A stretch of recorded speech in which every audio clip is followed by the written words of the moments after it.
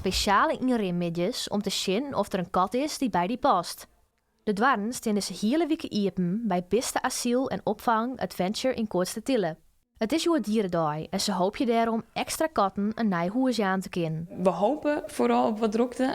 We verwachten, we hadden net wat ik nog maar kreeg van tevoren, dan hebben we het maar besluiten.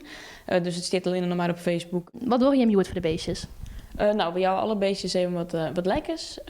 Ze krijgen wat extra aandacht natuurlijk, honden en katten. En zelfs onze vogeltjes die krijgen wat lekkers. Ze hebben in Koortstertille op het stuit opvallend volle katten in het asiel. We denken wel dat het mede mogelijk te maken is door corona. Dus dat mensen dachten van ik wil wat gezelschap in een huis hebben, dan hel ik wat een kat erbij. Ja, zoiets. En vaak binnen dat dan kittenswest. En als je natuurlijk volle meer jonge mem van een ier, euro ier. Reken je maar terug, dan wist het wel eens maar. Ook de honden in de opvang waren nu het net oerslijn.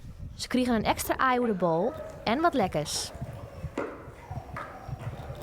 Ik kan me voorstellen, maar dure tien, hege energieprijzen, hege levensonderhoud. Misschien mensen ook denken van dat huisdier, dat klinkt niet meer onderhouden. Merk je hem dat hier ook?